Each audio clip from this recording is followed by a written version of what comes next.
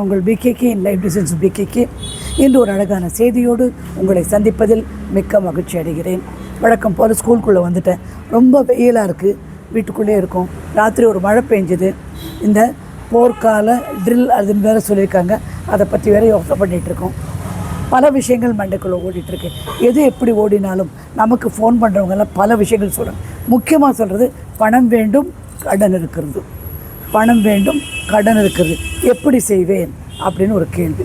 எப்படி செய்வேன் அப்படின்னு கேள்வி கேட்கும்போது நான் சில பரிகாரங்கள் சொல்லுவேன். முதல்ல சொல்ல வேண்டிய விஷயம், இவன் கடை கொடுக்குறான், அவன் கடை கொடுக்குறான், இன்னொருத்தன் கடை கொடுக்குறான், இஎம்ஐ தானே கட்டிடலான்னு நினச்சி கடன் வாங்காதீங்க, ரொம்ப முக்கியம். அதே மாதிரி சில பேர் என்ன பண்ணியிருக்கீங்கன்னா, நான் தன் நகையை வச்சு அக்காக்கோ அண்ணனுக்கோ சொந்தக்காரங்களுக்கோ கொடுக்குறது, அப்புறம் ஒரு அத்தாட்சி ஒரு கையெழுத்தும் இல்லாமல் யாருக்கிட்டேயோ நகையை வச்சு டாக்குமெண்ட் கொடுத்து அடகு வச்சு அது வரான். இந்த மாதிரி பிரச்சனைகள் எனக்கு கடந்த 2-3 நாளாக நான் ஃபோன் சரியானதுலேருந்து இப்படி தான் நியூஸ் வருது. முதல் வேலை, ஜாக்கிரதையாக இருங்கள். யாருக்கும் கடன் கொடுக்க வேண்டிய அவசியம் இல்லை. அந்த அளவுக்கு வசதி இருந்தால் சரியான பேப்பர் வேலை, ப்ராமிசரி நோட்டு, செக்கு, அவங்களோட பேங்க் அக்கௌண்ட் டீட்டெயில்ஸ் வாங்கிட்டு, சிறிய அமௌண்ட்டாக இருந்தால், பெரிய அமௌண்ட்டாக இருந்ததுன்னா நீங்கள் செய்ய வேண்டியது டாக்குமெண்ட் ஏதாவது இருந்தால் வாங்கி வச்சுக்கணும். ஸ்டாப். டாக்குமெண்ட்லாம் கரெக்டாக ப்ராப்பராக வாங்கி வச்சுக்கணும். இடையில ஸ்டாப் சொன்னேன், ஏன்னா அவங்க வீடியோ எடுத்துகிட்டே இருந்தாங்க, ஒரு டிஸ்டர்பன்ஸ் வந்தது, அக்கா ஒரு ஸ்டாப் சொல்லிட்டேன், வேறு ஒன்றும் இல்லை. டாக்குமெண்ட் ப்ராப்பராக வாங்கி வைக்காமல் கடன் கொடுக்காதீங்க. அந்த அளவுக்கு உங்களுக்கு வசதி இருந்தால் சேமித்து வச்சுக்கோங்க. யாருக்கும் கொடுத்தீங்கன்னா, நான் இப்போ என்ன யாராவது கடன் கேட்டேன், 1 லட்ச ரூபா கேட்டேன், ஒரு 5,000 ரூபா கொடுத்து திரும்பி கேட்காத, திரும்பி கொடுக்காத, திரும்பி கேட்காத, நான் கடன் கொடுக்க மாட்டேன். இதுதான் என்னுடைய பாலிசி. ஜென்ரலாக நான் அப்படி தான் நினைக்கிறது, புரிஞ்சுதா? ஏன்னா நாம் கொடுத்துட்டு திரும்பி கேட்டால் அது பிரச்சனையாயிடும். இன்னொரு ஹேபிட் என்னென்னா, ஒரு கடனை வாங்க இன்னொரு கடன் எடுக்கிறது, ஒரு கடனை வாங்க இன்னொரு கடன் அப்படின்னு போயிட்டே இருக்கும். இப்போ இதுக்கெல்லாம் நிறைய இந்த மாதிரி பண்ணிகிட்டே இருப்போம். எப்படி அடையும்? இது அடைஞ்சிடும், கண்டிப்பாக அடையும். நகைகள் திருப்புவது தான் முதல்ல எல்லோரும் சொல்கிறாங்க. நகைகள் திருப்புவது ரொம்ப சுலபம். நீங்கள் என்ன பண்ணணுன்னா, மைத்ரேய முகூர்த்தம் அப்படின்னு மாதத்தில் 2 தடவை வருது. அந்த மைத்ரேய முகூர்த்தத்தில் 2 வேளை வருது.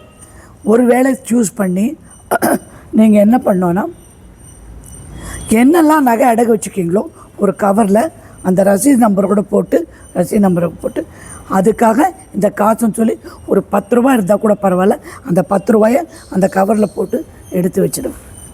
ஸோ அது மாதிரி மாதம் பண்ணுவோம். ஆட்டோமேட்டிக்காக இங்கே நம்ப மாட்டீங்க, எங்கேருந்து காசு எப்படி அது வந்துடும், நீங்கள் முடிச்சிடுவீங்க. அதை அடுத்தது என்ன அப்படின்னா, ஒரு வெள்ளிக்கிழமை, ஒரு 9 வெள்ளிக்கிழமை ஒரு மண் குடுவையில் கல்லுப்பு போட்டு 5 ரூபா காயின் அது உள்ளே வைக்கணும். வச்சுட்டு அது மேலே ஒரு பேப்பரில் இதே மாதிரி ரசீட் நம்பர்லாம் எழுதிட்டு ஒரு எலுமிச்சம்பழம் வச்சு பூஜை ரூம்லேயே கூட வச்சிடலாம். ஆனால் கண்டினியூஸாக 9 வெள்ளிக்கிழமை பண்ணணும். நீங்கள் 9 வெள்ளிக்கிழமை முடிஞ்சோடனே இந்த காசெல்லாம் எடுத்து ஒரு மஞ்சள் துணியில் முடிஞ்சு குலதெய்வம் கோயிலில் கொண்டு போய் போட்டுடணும். இன்னொரு விஷயம் என்னென்னா, மாவு, எந்த விதமான மாவு கிடைக்கிதோ அந்த கோதுமை மாவோ அரிசி மாவோ எதாவது எடுத்து சர்க்கரை கலந்து, முடிஞ்ச வெல்லம், என்ன சொல்ல, நாட்டு சர்க்கரை, அதை கலந்து எறும்புக்கு கொடுங்க. அதுவும் பிள்ளையார், மரத்தடி இருக்கிற பிள்ளையார் சுற்றி இருக்கிற எறும்புக்கு கொடுத்தீங்கன்னா ஆட்டோமேட்டிக்காக கடன் முடிந்துவிடும். புரிஞ்சுதா? செவ்வாய்க்கிழமையில் கடனை செவ்வாய் ஹோரையில் ரிட்டர்ன் பண்ணுங்க. செவ்வாய் ஹோரை 2 வேளை வரும். அந்த செவ்வாய் ஹோரையில் செவ்வாய் கிழமையில் அது 3 வேளை வரும்னு நினைக்கிறேன், அது ரிட்டர்ன் பண்ணி விட்ருங்க. ஓகே, இதெல்லாம் பண்ணி முடிச்சுட்டு நீங்கள் எழுத வேண்டிய அஃபர்மேஷன், நான் என் நகையை அந்த ரசீது நம்பர் போட்டு திருப்பி விட்டேன், இப்போது பிரபஞ்சத்துக்கு 4:30 மணிக்கு கண்டிப்பாக எழுந்தாக்கணும். 55 தரம் இந்த அஃபர்மேஷன் நீங்கள் எழுதியே ஆகணும். அதே மாதிரி வாராக்கடன், நானும் சில பேர் காசு கொடுத்து திரும்பி வராமல் உட்காந்துருக்கேன். நான் என்ன பண்ணுவேன்னா, எடுத்தோடனே அவங்க பேரை போட்டுட்டு, பாலமுருகன் வாழ்க வளமுடன், எனக்கு கொடுக்க வேண்டிய 35 லட்சம் கொடுத்து விட்டார், இப்போது பிரபஞ்சத்திற்கு நன்றி அப்படின்னு சொல்லி அவங்கள முதல்ல வாழ்த்திடுங்க. கோபப்படாதீங்க. வாழ்த்தி முடிச்சிட்டிங்கன்னா அதில் எழுதிடுங்க. 55 தரம் எழுதுங்க, கண்டிப்பாக அந்த பணம் திரும்பி வரும். புரியுதா? வியாபாரத்தில் நஷ்டம், வியாபாரத்தில் நஷ்டத்துக்கு என்ன பண்ணோன்னா, முதல்ல என்ன நீங்கள் ரிலிஜன் பார்த்துக்கோங்க. உங்கள் ரிலிஜனுக்கு ஏற்ற மாதிரி ஒரு படம் மாட்டி வைங்க. முஸ்லீமாக இருந்தால் லா இலாஹி இல்லல்லா, அல்லாவை தவிர வேறு சிறந்த கடவுள் எதுவும் இல்லை என்கின்ற மாதிரி அந்த இது ஏற்றி வைங்க. வத்தி ஏற்றி வைங்க. தினம் வத்தி ஏற்றி வைக்கணும். நீங்கள் காசு வைக்கிற இடத்துல வத்தி காமிக்கணும். எப்படியாவது அந்த காசு வீட்டுக்கு எடுத்துகிட்டு போகும்போது தொடச்சி எடுக்காதீங்க. காசு அதில் ஒரு 10 ரூபாயாவது அந்த ட்ராயரில் இருக்கணும். அப்புறம் ஜன ஆகர்ஷண யந்திரம் அப்படின்னு நல்ல பெரிய பெரிய பூஜை கடையெல்லாம் கிடைக்குது. அதை வாங்கி வெளியில் மாட்டுங்க. கடைக்கு வெளியில், பிஸ்னஸ் ஸ்பேஸ்க்கு வெளியில் தன ஆகர்ஷண யந்திரம் ஒன்று இருக்குது. அதை வாங்கி பணம் எங்கே வைக்கிறீங்களோ அந்த இடத்துல வச்சுருங்க. புரிஞ்சுதா? இதெல்லாம் பண்ணி விடுங்க. செல்வம் சேர இன்னொரு வழினா, தினம் ஒரு 10 ரூபா எடுத்து அவங்கவுங்க தகுதிக்கு ஏற்ற மாதிரி 10 ரூபா எடுத்து சேமிப்பு அதை பண்ணுங்கள். கடன் இருக்கிறவங்க தயிர் சாதம் பிசைஞ்சு நாய்களுக்கு கண்டிப்பாக போட்டே ஆகணும். வாரத்தில் ஒரு நாளாவது போடணும். ஹிந்துவாக இருந்தால் கால பைரவர் அஷ்டகம் கேளுங்க. எலும்பச்சம்பழத்தில் விளக்கேற்றி துர்க்கை அம்மனுக்கு அந்த ராகு காலத்தில் கொண்டு போய் பூஜை பண்ணிட்டு வாங்க. இதெல்லாம் பரிகாரங்கள் நீங்கள் பண்ண வேண்டியது. நீங்கள் ரீவைண்ட் பண்ணி ஒரு தினம் ஃபுல்லாக நான் என்ன சொன்னேன் பார்த்துக்கங்க. முக்கியமானது நம்பிக்கை. நான் இதை அடைத்து விடுவேன், நான் இதை செய்து விடுவேன் அப்படின்னு. அடுத்ததுன்னா பணம் சேர என்னென்னா, நீங்கள் இந்த நகைச்சீட்டு இந்த சீட்டெல்லாம் கட்டாதீங்க. அந்த காசை எடுத்து 1/2 கிராம் கோல்டு வாங்கி வைங்க. 1/2 கிராம் 5000 ரூபா தான் ஆகும் இப்போதைக்கு. முன்னாடியெல்லாம் 1000 2000 கிடச்சி 5000 வாங்கி வைங்க. இல்லை, மாதம் ஒரு 1000 ரூபா தனியாக வைங்க.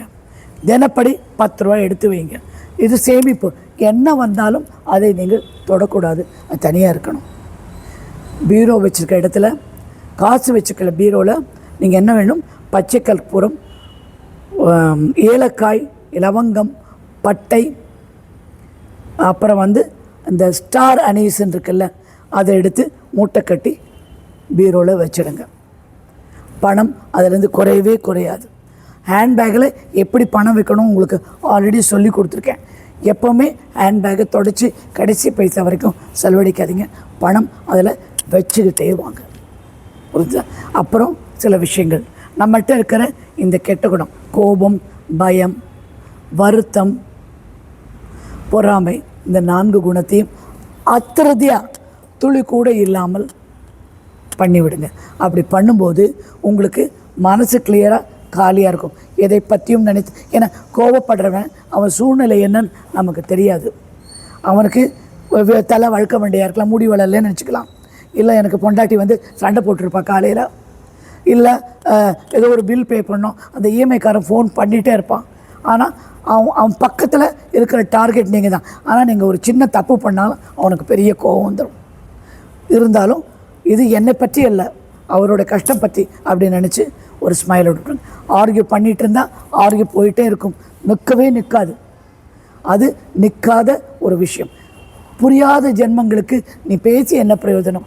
வாயை மூடி ஸ்மைல் பண்ணிவிட்டு இடத்த விட்டு நகர்ந்துரு. நீ வாயை மூடி இருக்கும்போதே அவன் மேலே பேசுறதுக்கு அவனுக்கு சான்ஸே கிடையாது. யாரை பார்த்தும் பொறாமப்படாங்க. அவனுக்கு தகுதியானதை அவன் மனதால் நினைத்ததை அவன் சாதித்து நல்லபடி இருந்து கொண்டிருக்கிறான். அதை பார்த்து நமக்கு என்ன வேணுமோ, நமக்கு என்ன தகுதியோ, நம்ம என்ன அஃபர்மேஷன் சொல்கிறோமோ, நாம் என்ன மேனிஃபெஸ்ட் பண்ணுறோமோ அதுதான் நம்மளை சேரும். நாம் ஒரு இடத்துக்கு போனால் அந்த இடத்த நெருப்பு வச்சு கொடுத்தக்கூடாது. நம்மளுடைய ஒளி அந்த இடத்தை பிரகாசமாக்க வேண்டும். அப்படிப்பட்ட மனிதராக நீங்கள் இருக்க பழகிக்கொள்ளுங்கள். வேறு என்ன கேட்குறாங்க, அஃபர்மேஷன் பண்ணுற நடக்கலை, அஃபர்மேஷன் பண்ணுற நடக்கலை. ஆனால் அதே சமயம் வாரத்தில் ஒரு 2-3 பேராவது 20 நாளுக்குள்ளே எனக்கு கல்யாணம் ஆகிடுச்சு, 30 நாளுக்குள்ளே எனக்கு நான் பிஸ்னஸ் ஆரம்பிச்சிட்டேன், எங்கேருந்து பணம் அப்படி சொல்கிறவங்களும் இருக்காங்க. இன்னொருத்தர் நான் பாஸ் ஆகிட்டேன், என் குழந்தைங்க 2 பாஸ் ஆகிடுச்சு. இந்த மாதிரி ஆட்கள் இருக்காங்க. நீ செய்கின்ற தவம், இந்த அஃபர்மேஷன், இந்த ப்ரேயர், இது எல்லாமே நிகழ்காலத்தில் செய்யணும். இப்போது இல்லாவிட்டால் எப்போது? நேற்றா, நாளைக்கு தான் வரும். நேற்று. ஆனால் இப்போ நீ யோசனை பண்ணி இப்போ உனக்கு வேணுங்கிறத நீ சொல்லி நடக்கும் என்று நம்பி பின்னாடி ஓடாமல் அது உன்னை தேடி வரும்படி செய்ய வேண்டியது உன்னுடைய தலையாய கடமை, உன்னுடைய நிஜம் அது. புரிந்ததா? நிஜம். சில விஷயங்கள் நீங்கள் செய்யணும். இயற்கையை பூஜிக்க வேண்டும். எப்படி செடி கொடியெல்லாம் போய் வணங்கணுமா? அப்படி இல்லை. காலையில் எழுந்தவுடன் மூஞ்சி கழுவி பல்லெல்லாம் தேய்ச்சிட்டு கொஞ்சம் தண்ணி எடுத்து சூரியனை பார்த்து நமஸ்காரம் பண்ணி இந்த தண்ணி விடணும். இரவானா பௌர்ணமி போது சந்திரனை பார்த்து அதற்கு தண்ணி விட, அர்க்கியம் அப்படின்னு சொல்லி தண்ணி விட வேண்டும். இயற்கையை பார்த்து ரசிக்க வேண்டும், இயற்கையை பார்த்து மதிக்க வேண்டும். மரியாதை ஆட்டோமேட்டிக்காக என்ன ஆகிடும், நான் ஏதோ நல்லது செய்கிறேன்ப்பா, எனக்கு இயற்கையெல்லாம் கும்பிட்டுட்டேன் அப்படின்னு ஒரு எண்ணம் வரும். அப்படி வரும்போது உன்னுடைய டோட்டல் மைண்ட் செட்டே மாறி போயிடும். நீ யாருக்காகவும் எதற்காகவும் வருந்தாதே, கோவப்படாதே, வருத்தப்படாதே. இறப்பு உண்டு வாழ்க்கையில், ஆனால் சமாளிச்சுக்கணும். எப்படி சமாளிக்கணும்? நீங்கள் சமாளிக்க வேண்டியது பார்த்து, ஓகே முதல் நாள் ரொம்ப வலிக்கும், மறுநாள் கொஞ்சம் குறையும், அடுத்த நாள் குறையும், அப்படி வரும். வேறு ஏதாவது மென்டலி ஆக்கியூபை யுவர், வேறு ஏதாவது காரியங்கள் பண்ணி. எவ்வளோ அவமானங்கள், எவ்வளோ விஷயங்கள் வாழ்க்கையில் எனக்கும் நடந்திருக்கு, உங்களுக்கும் நடக்குது. அந்த அவமானத்தெல்லாம் தொடர்ச்சி அறிந்து முன்னே தான் நடப்பேன்டா நாயே அப்படின்னு சொல்லி முன்னாடி நடக்கணும், பின்னாடி போகக்கூடாது. பின்னாடி எப்படி போவீங்க? அதே இடத்துல அப்படியே உட்காந்து நீங்கள் பின்னாடி போடு. யாருக்கும் நீங்கள் பயப்பட தேவையில்லை. பயப்பட வேண்டியது உங்கள் மனசாட்சிக்கு மாத்திரமே. தைரியம்தான் உன்னுடைய ஒரே சொல். நம்பிக்கை மிக முக்கியம். நம்புங்கள், தைரியமாக இருங்கள். பிரபஞ்சத்தை நீங்கள் கேளுங்கள், எனக்கு இது செய் என்று பணிவிடை உங்களுக்கு செய்ய சொல்லி அதற்கு சொல்லுங்கள். ஆர்டர் சொல்லி நீ செய்யணும். நடந்தது, முடிஞ்சது, பண்ணு, அவ்வளோதான். புரிஞ்சுதா? என்னுடைய சேனல் பேர் லைஃப் டிசைன்ஸ் வித் பிகேகே. பிடிச்சிருந்தால் லைக் பண்ணுங்கள், கண்டிப்பாக சப்ஸ்கிரைப் பண்ணுங்கள். என்னுடைய ஃபோன் நம்பர் 9444413717. ஃபோன் ஒர்க் பண்ண ஆரம்பிச்சிருச்சு. 2-3 பேர் மெசேஜ் அனுப்பியிருந்தாங்க. நீங்கள் பேசலாம். எதை பற்றியும் வருந்தாதீர்கள். வருத்தப்பட வேண்டியதற்கு இந்த உலகத்தில் எதுவுமே இல்லை. இந்த மானிடனாக பிறந்து இவ்வளோ தூரம் வந்திருக்கீங்க, இனி கொஞ்சம் தூரம் போயிட மாட்டிங்களா? கண்டிப்பாக போய்வீங்க. அதோடு என்னுடைய இந்த இந்த வீடியோவை முடித்துக்கொள்கிறேன். இனி ஒரு அழகான செய்தி மீண்டும் சந்திக்கிறேன். வணக்கம்.